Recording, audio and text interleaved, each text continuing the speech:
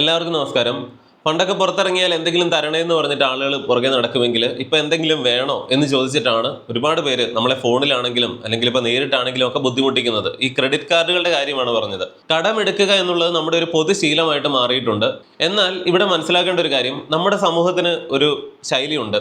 ഒരു സാധാരണക്കാരൻ ഒരു ലോണില് അയാളൊരു കാറോ ബൈക്കോ അല്ലെങ്കിൽ ഇപ്പോൾ വീടോ എന്തെങ്കിലുമൊക്കെ സ്വന്തമാക്കിയാൽ അതിനെ കുറ്റം പറയുക. ഇവനിപ്പോൾ ഇതിൻ്റെ വല്ല ആവശ്യവുമുണ്ടോ, ഇതൊക്കെ മൊത്തമായിട്ട് വാങ്ങാൻ കാശുള്ള കാലത്ത് ഇതൊക്കെ ചെയ്താൽ പോരെ എന്നൊക്കെയുള്ള ഓരോ ഉപദേശങ്ങൾ.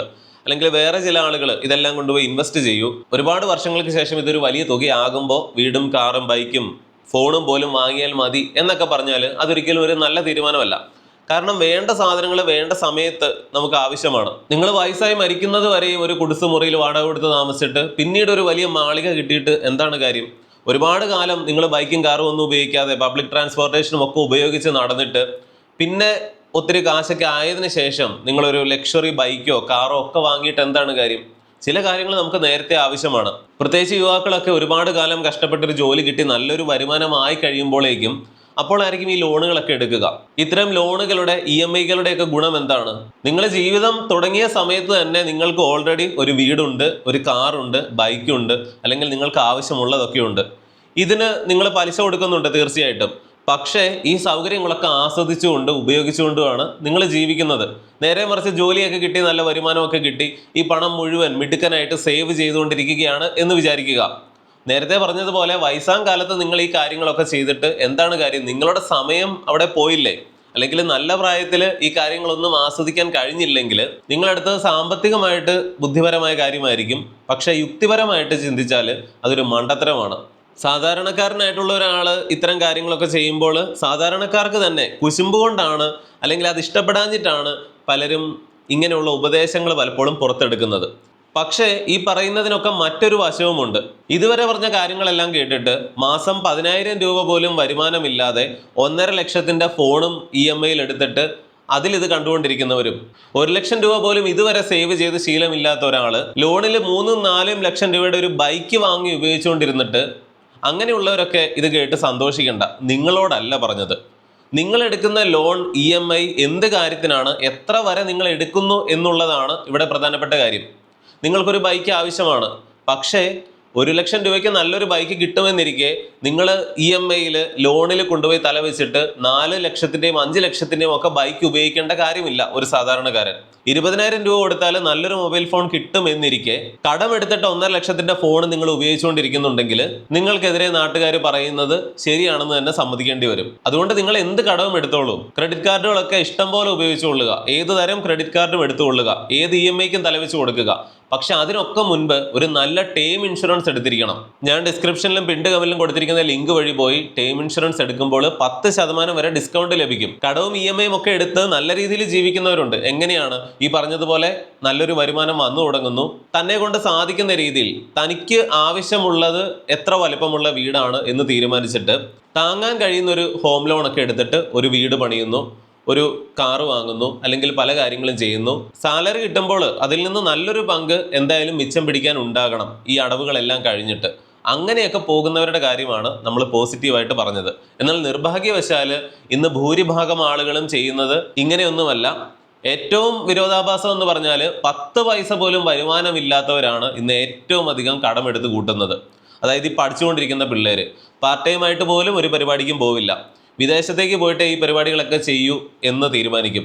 അതിനും ഇവിടെ നിന്ന് ലോൺ എടുത്ത് വീട്ടുകാർ വിടണം. ഒരു കുടുംബത്തെ മുഴുവൻ ഇവിടെ സാമ്പത്തിക പ്രതിസന്ധിയിലാക്കിയിട്ട് പുറത്ത് പോയിട്ട് അവിടെയുള്ളവരെയും വെറുപ്പിക്കും. ഇപ്പൊ നടക്കുന്ന കാര്യങ്ങളാണ് പറഞ്ഞത്.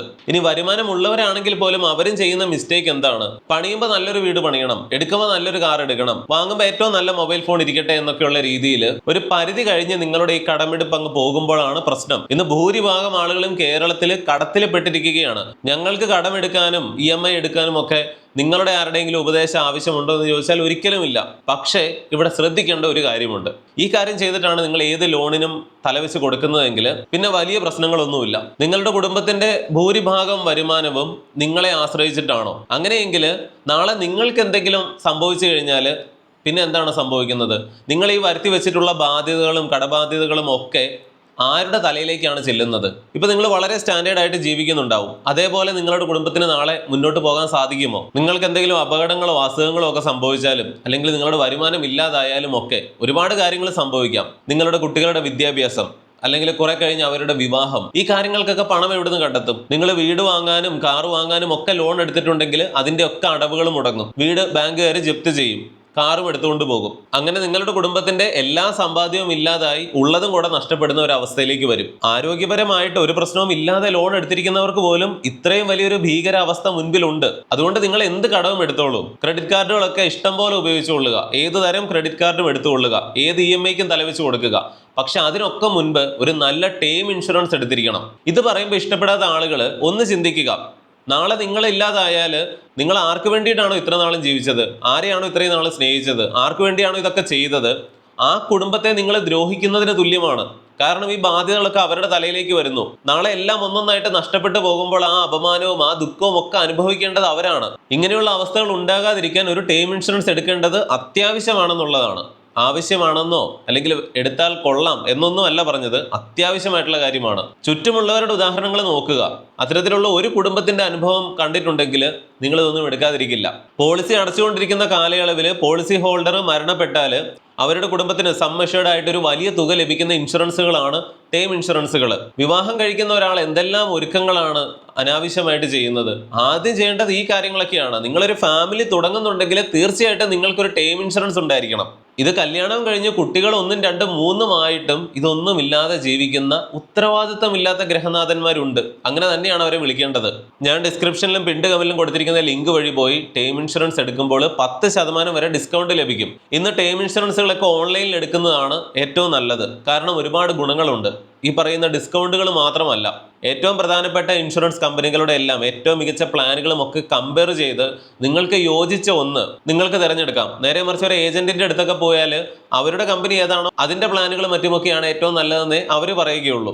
ഏജന്റ് വഴിയാണെങ്കിലും ഇത് എടുക്കുക എന്നുള്ളതാണ് ഏറ്റവും പ്രധാനപ്പെട്ട കാര്യം. മറ്റൊരാളോട് നിങ്ങൾ ഏത് ടേം ഇൻഷുറൻസ് ആണ് എടുത്തത് എന്ന് ചോദിക്കുന്നതിൽ അർത്ഥമില്ല.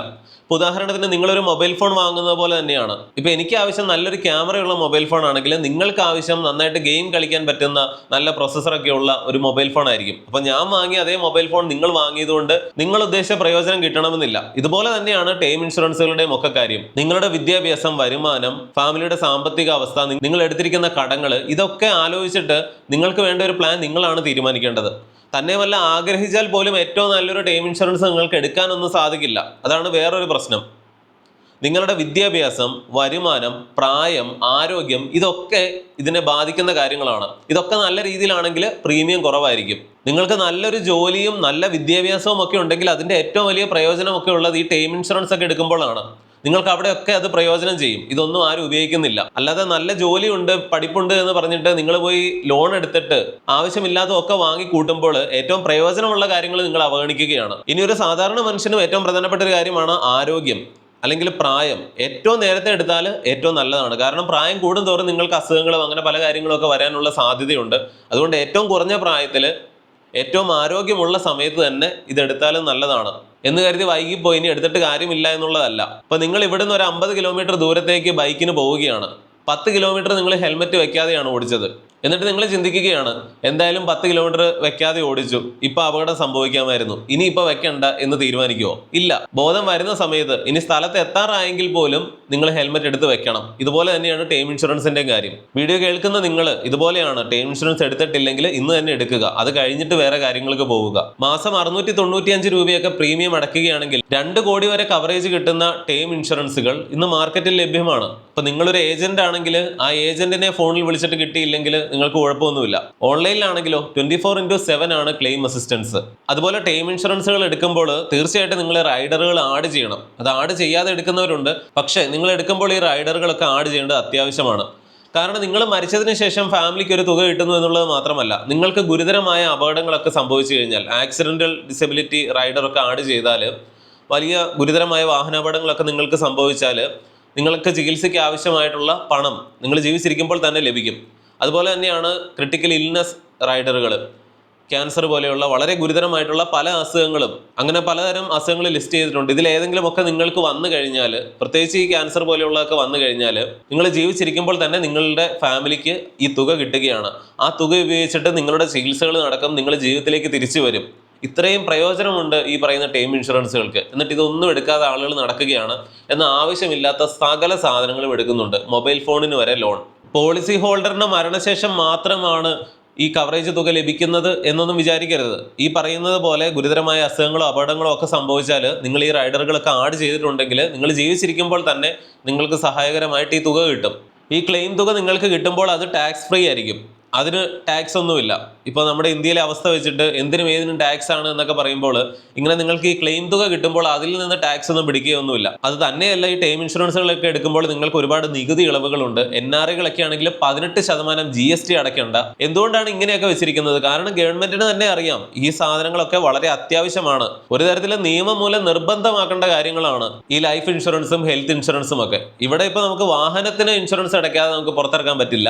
പക്ഷേ നിങ്ങൾക്ക് ഇതൊന്നും ഇല്ലെങ്കിൽ ഒരു പ്രശ്നവുമില്ല. അതുപോലെ നിങ്ങളൊരു നിശ്ചിത കാലയളവിലേക്ക് പോളിസി എടുക്കുന്നു. ഇപ്പോൾ 70 വയസ്സ്, 60 വയസ്സ് അല്ലെങ്കിൽ 80 വയസ്സ്, നിങ്ങൾക്ക് ഇഷ്ടമുള്ള അത്രയും വയസ്സാകുന്നവരെയാണ് നിങ്ങൾ പോളിസി എടുക്കുന്നത്. ഈ കാലയളവിലൊന്നും നിങ്ങൾക്കൊന്നും സംഭവിച്ചില്ല ഭാഗ്യവശാൽ, നിങ്ങൾക്കൊരു പ്രശ്നവുമില്ല, നിങ്ങൾ അതിജീവിച്ചാലും അവസാനം നിങ്ങൾ അടച്ച തുക മുഴുവൻ തിരിച്ചു ലഭിക്കുന്ന ലൈഫ് ഇൻഷുറൻസുകളും ഉണ്ട്. പക്ഷേ അതിന് സാധാരണ ബേസ് പ്ലാനുകളൊക്കെ അപേക്ഷിച്ച് ഇത്തിരി പ്രീമിയം കൂടുതലായിരിക്കും.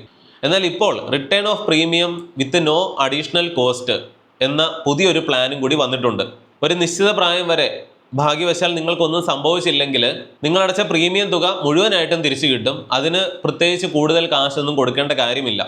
ഇത്രയധികം ഓപ്ഷൻസും കാര്യങ്ങളും ഒക്കെ ഉണ്ട്. എന്നിട്ടും ഇതൊന്നും എടുത്തില്ലെങ്കിൽ അതാണ് മണ്ടത്തരം എന്ന് പറയേണ്ടത്.